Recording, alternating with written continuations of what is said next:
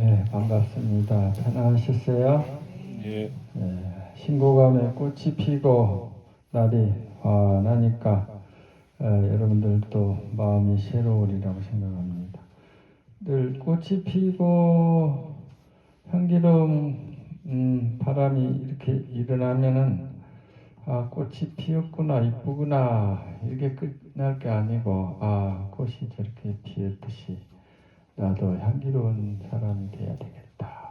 이렇게 재발심의 계기를 견문각지에 이렇게 새로운 발심의 계기가 생길 수가 있어야 됩니다. 그래야 그 부정설법, 꼭 이렇게 법사에게 듣는 설법만이 설법이 아니라 청사는 나를 보고 말없이 살라고, 창공은 나를 보고 티없이 살라라. 나홍 스님의 개송처럼 늘 보고 듣는 가운데 부심이 새로워지고 발심이 일어나고 하는 그런 계기가 돼야 참다운 불자라고 할 수가 있습니다. 오늘은 천도제 이와 마음가짐에 대해서 말씀을 드릴까 합니다. 천도제라고 하는 것은 그 돌아가신 분들을 위해서 이고등락 사막도에서 삼선도로 이렇게 이끌어드리고 전환해드리고 또 미혹한 중생의 마음에서 깨침의 마음으로 전환해드리고 하는 것이 천도제의 참 뜻이 있습니다. 불교에서는 사람이 한 생을 살다가 생을 마치면 끝이 아니고 다음 생으로 이어지고 무한한 생의 생을 이어간다. 그래서 이제 이어가는 모습이 쳇바퀴 돌듯이 바퀴가 돌듯이 돈다 해서 바퀴 윤자 도래자 윤회한다 그래. 윤회. 부처님이 딱 선언을 하셨거든. 나는 업을 설하고 정진을 설하는 사람이로라. 그래서 업을 설한다는 것은 인과응보가 있고, 인과응보가 있으면 그 인과응보를 펼칠 삶이 있어야 되잖아. 윤회가 있는 것을.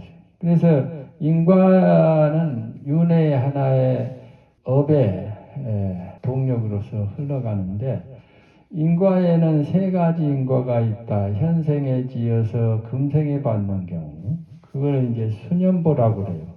현생에 지어서 현생에 받는 것이 요즘은 많아졌다고 해요. 왜 그러냐면 현대사회는 속전속결의 시대라서 수년보가 많다고 그래요.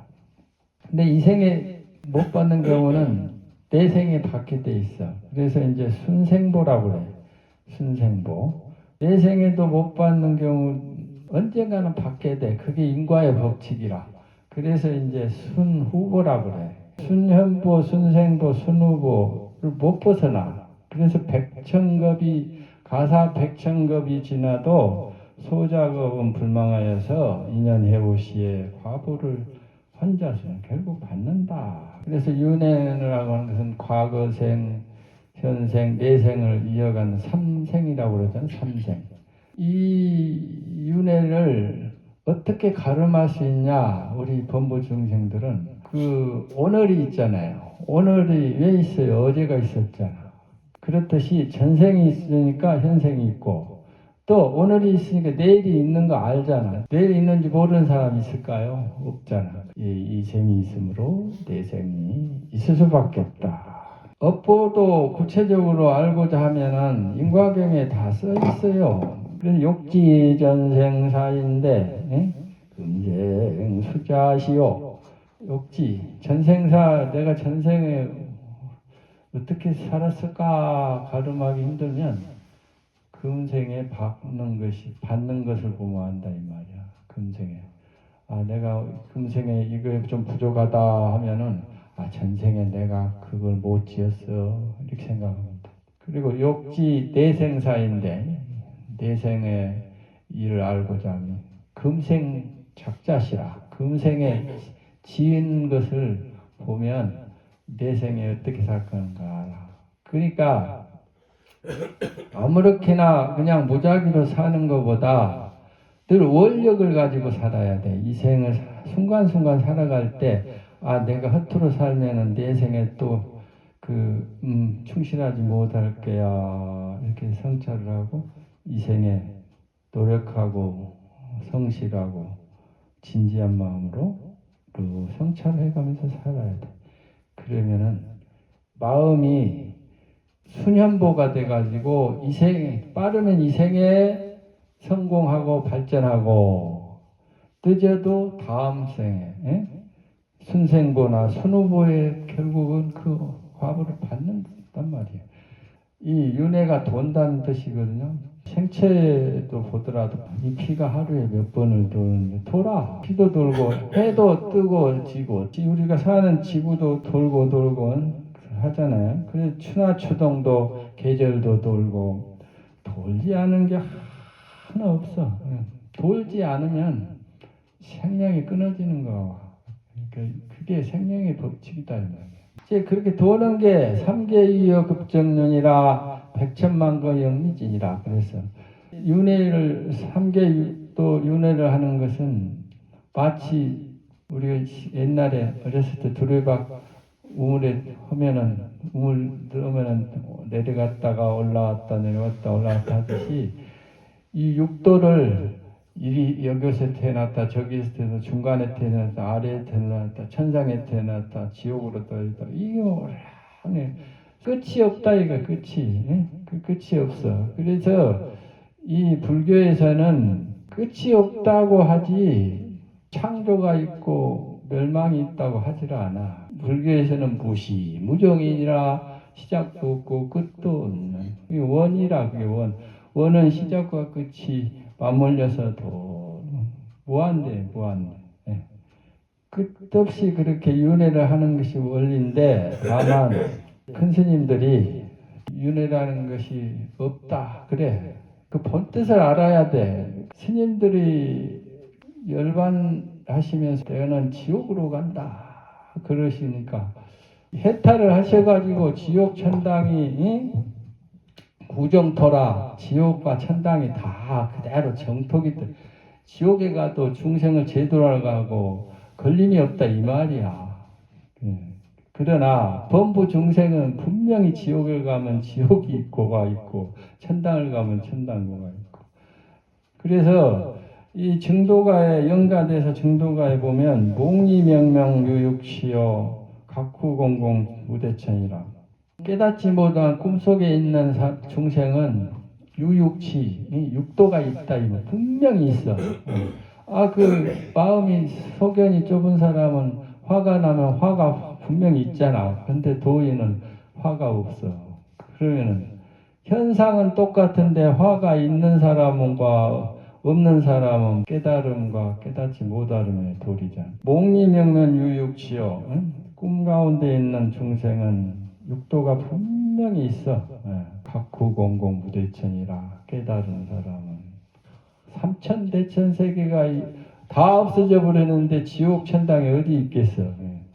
그 도리라. 그러나 중생들은 욕계 중생이라 업이 있어가지고 윤회가 있다 이 말이야. 지옥 천당이 있단 말이야. 그래서 천도제가 필요해. 천도의 첫 번째 조건이 뭐냐? 마음이 청정해야 돼. 과거에는 어땠을지 몰라도 그 천도되는 순간만큼은 청정, 그게 열쇠야. 그게 없이는 진리로 나갈 수가 없어. 자기가 나쁜 마음, 악한 마음을 지니면은 사마외도의 세계의 권속에서 못 벗어나 있기 때문에 부처님의 진리의 세계로 한 걸음도 나갈 수가 없어. 그래서 제약막작 중성봉행이라 자정기의 시제불변이라 과거 7불의 통계 다 똑같이 하신 말씀. 모든 악을 짓지 말고 모든 착한 선한 것을 받들어 행해라. 그런 마음가짐은 자정기의 자기의 마음을 밝히는 것이 그것이 불교다. 불교. 근데 청정해야 되는데 중생들은 뜻대로 안 되잖아. 전생에 업식이 있는 존재는 우리가 모욕제계를 하면은 마음이 개운해지고 청정해짐을 닮아가려고 해. 그래서 이제 모욕을 먼저 시키는 거야. 천도제 할 때 관욕이라고 해서, 관이라고 해서 모욕시킨다는 점. 천도제는 첫째가 시작할 때 관욕을 하고, 두 번째 불공을 하고, 세 번째 시식을 하고, 생전에 업식이 있어서 배고프는 마음도 이제 달래고, 그리고 이제 법문을 듣고 봉송을 하는 거예요. 이고 등락하게끔 이렇게 일로왕보살님을 청해서 보내드리는 거예요. 제사를 지낼 때 지장보살님께 기도를 하잖아요. 근데 지장보살님은 일체 중생이 지옥으로부터 구제되기를 발언하신 원력의 보살이기 때문에 그 가피를 입어야 된다 이 말이에요. 업이 많은 중생이 깨달음으로 나아가기 위해서는 초두에 말씀드렸죠. 청정한 마음을 내야 돼요. 우리가 제를 지낼 때는 청정상을 나타낸 지장보살님께 발언해서 제를 지내고 기도를 하는 것이 그런 원리이다.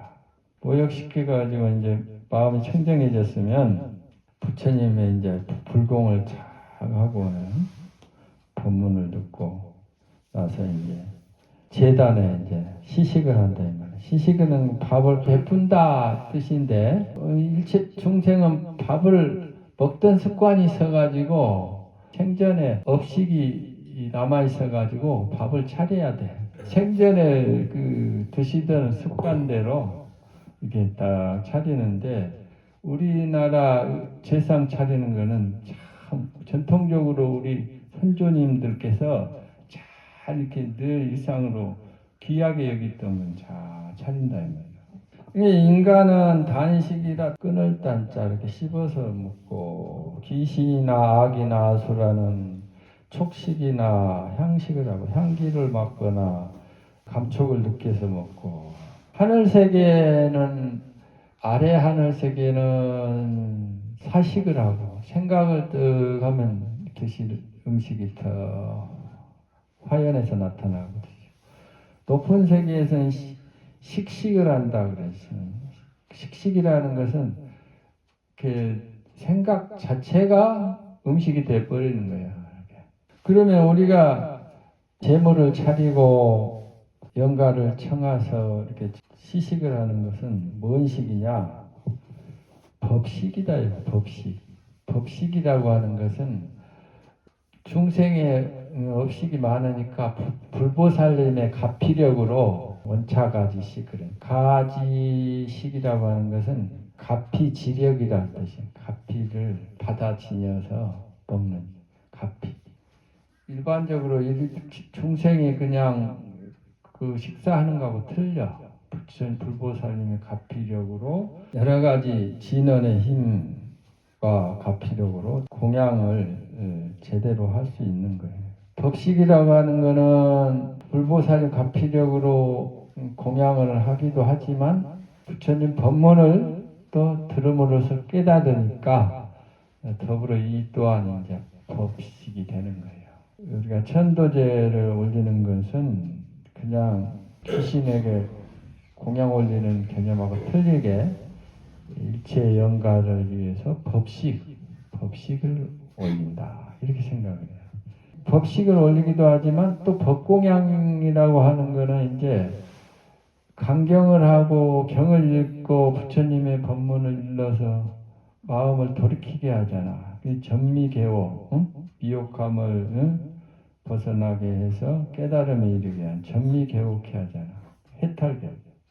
법문을 설하는 것도 영가께서는 생시보다 월등한 그 능력이 있어가지고 그 공능이 빠르게 이루어진다고 그래요. 그래서 빨리 깨닫고. 그런데 일반적으로 영가를 청하면은 과연 영가께서 오시고 하겠습니까? 이런 의문이 있잖아요. 근데 옛부터 영가 오신통을 설하고 있어요.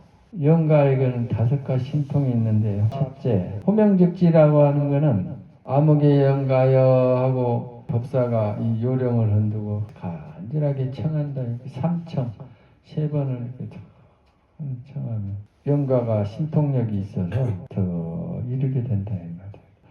두 번째는 영가는 지인신명이라 그 영가는 묘하게 그 능력이 있어가지고 사람의 마음을 잘 이렇게 안다. 그래서 귀신같이 안다. 그러잖아. 그러듯이. 특히나 이제 가족이 그러면은 가족은 끼리는 동기상통이 되잖아요.